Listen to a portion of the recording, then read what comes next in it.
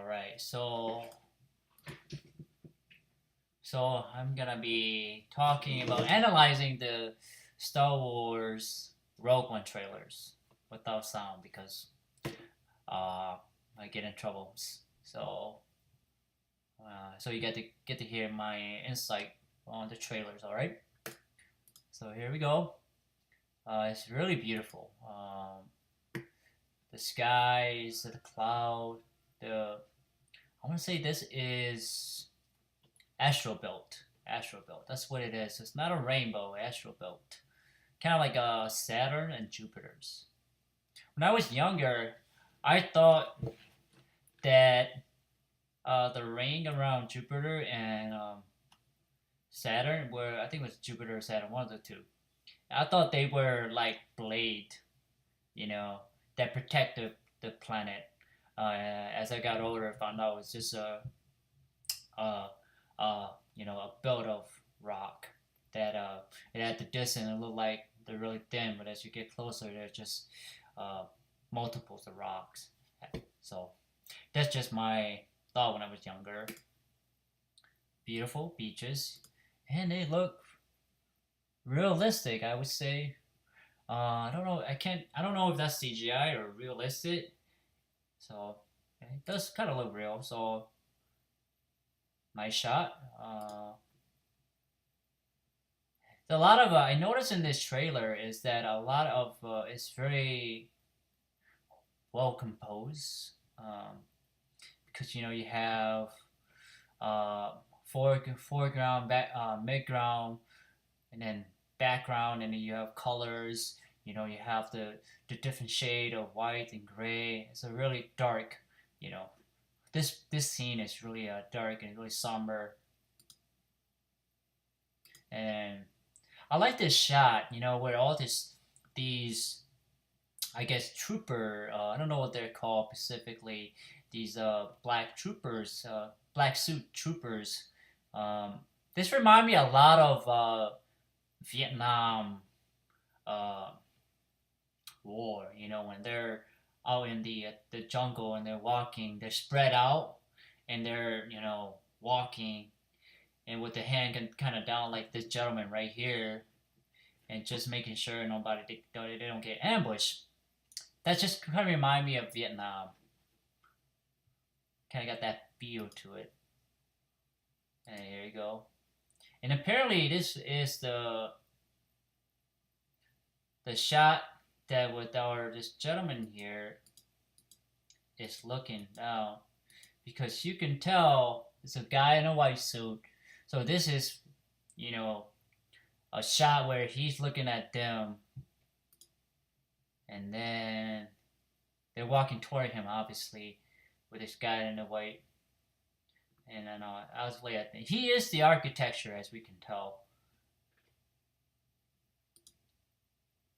It's a really old.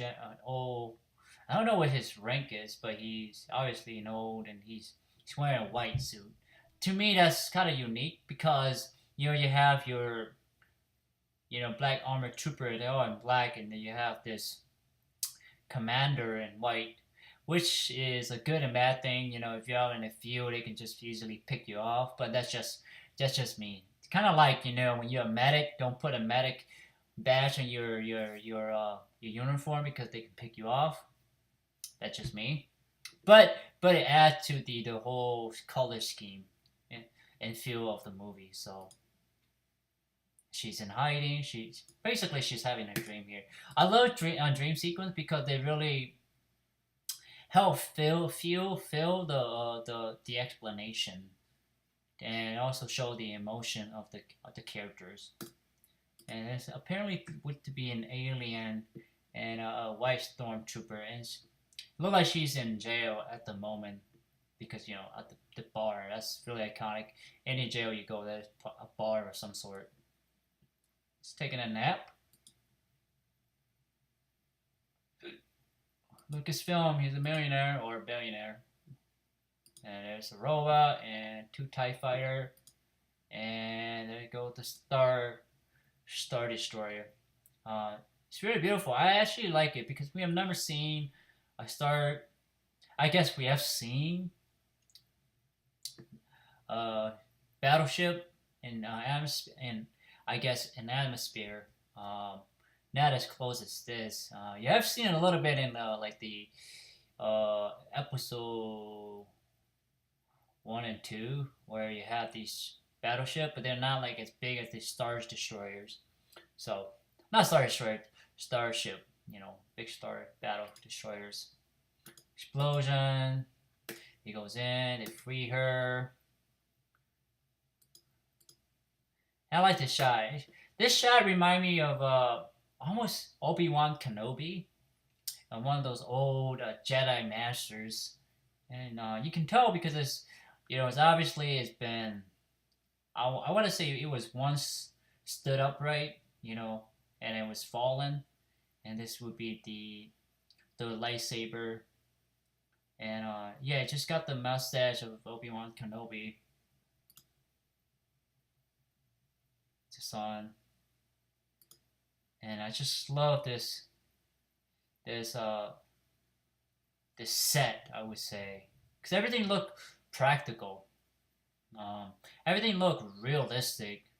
Maybe not the background, but the set, this here, the lighting, the people are real, and the the mock up X-wing and parts and pieces.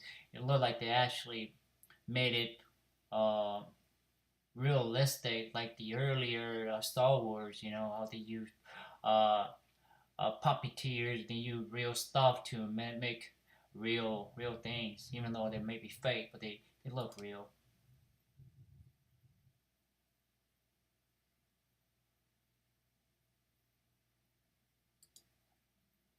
It's really dark. Remind me of Darth Vader. There you go, our architecture. He's got to rescue her father, and is the Star Destroyer. Gotta be bigger than Moon, because if you can see up that close, it's gotta be way bigger than the Moon, because maybe the Moon is maybe it is as big as the Moon, because our Moon is further out, and this Star Destroyer is Death Star is actually closer to the planet. So meaning that this planet have a really strong gravitational pull. There you go down again. It look like these backgrounds look like the Aztec pyramid. Are we back in Earth? I wonder. Because I've never seen any other Star Wars, or maybe in literature. I'm not really a Star Wars buff, but the only place they have pyramid or any sort of pyramid is Earth. Maybe it is another Earth-like planet, because every planet would have its own unique building structure, would say.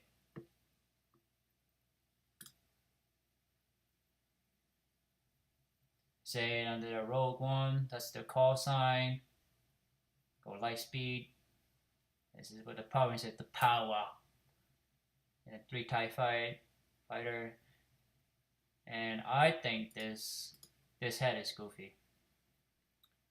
I just think it's funny, but it looks like here they're looking from outer space down into the planet.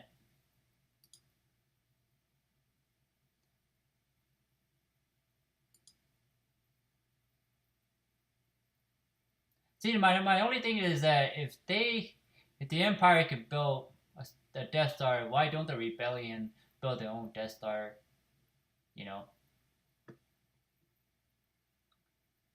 That'd be a lot of destruction in the universe, but that's just my thought.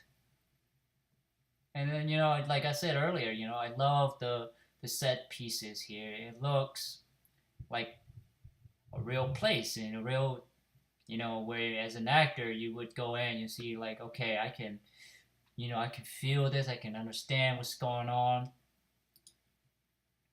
Explosion. And it looks like this character does not have any legs anymore. Poor Forrest Whitaker.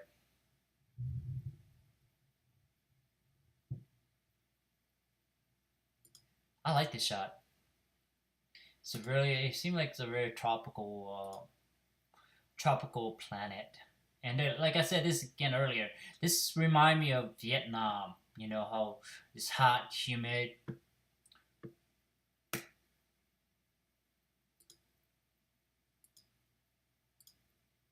I like her eyes. She's very and she's going in. It's a cool shot. See, that's how I like it when directors and or there's the director of photography really pay attention to the rule of third, the foreground, midground, background, and colors, and that's really important to really tell the story and the feel and the tone of the stories. This guy is really interesting. Yeah, yeah, very interesting. There's another guy right behind him with the same kind of look. It remind me of Chloe Ben, the guy in who had the face mask in uh, the Clone Wars, the shows. And there you go, Donnie Yen going all Ip Man, blind Ip Man, Ip Man, I should say. Sorry, plane cry, shoot, more crashes. Wait, let me go back. Can't really tell. There's a spaceship background. Yeah, explosion. And wow, this shot is incredible. I mean, just the way it's exploding, it's seeing like it's being hit by. Obviously, you assume that the Death Stars, you know, using the power beam to explode. This shot reminded me a lot of what was the movie? One movie called The World Ends or 2012 or something like that. I can't remember where they were at Mount Suvius. No, not Mount Suvia, Mount Helen, I think it was. And Mount Helen, like literally, Mount Helen basically is a volcanic volcano, and it literally just exploded, like just exploded. Like just some. I don't know what's the word to explain. It's just awesome power, you know. And here it's just remind me of that scene where it just and he's looking like, oh shit, we're done here. Like just look at this massive explosion and the fire and everything explode. I mean the debris and everything. And there you go, Darth Vader coming out and he's and I love this. I like that they're going with the guerrilla warfare, the on foot battles, and this reminds me of the David Goliath. You have these human against these really the Empire military mights, and there's the date. So there you go. That is my analysis of the movie trailers. It definitely is a difference. I like the the uh, the foot the on the foot battlefield, and then there's some scene where you fight in the outer space. That's what Star Wars is known for. But this is more I hope it's a personal story. It seemed like we're following. I can't remember the actor's name. Her journey to finding her father and rescuing her father. Hopefully, they can save him before Darth Vader cut him in half or whatever, to force choke him or whatnot. And yeah, I really am excited. I like to see how actually to see the Death Star actually work and how decimated the planet. Just to see, I enjoy the fights. I want to see the Tie Fighter, X-wing fighting. I want to see more ground warfares, and it looked to be a promising movie. It's probably gonna make a lot of money because there's a lot of Star Wars fans. A lot of if you go on YouTube, there's not a lot, but there's several YouTube channels that just dedicated to um, talking about Star Wars mythos, Star Wars lore, Star Wars infos, and all that sort of stuff. And so there really are die-hard fans out there. So this, I wouldn't be surprised if this movie make money. Or I wouldn't be surprised if it make over $1 billion, or more. So yeah, so that is my trailer review, my analysis review, so to speak. So I want to say thank you guys for watching my analysis review. Please like, thumbs up, share, subscribe to my YouTube channels, as it will help me a lot. Thank you for your time and effort watching my videos, and take care, guys. Peace.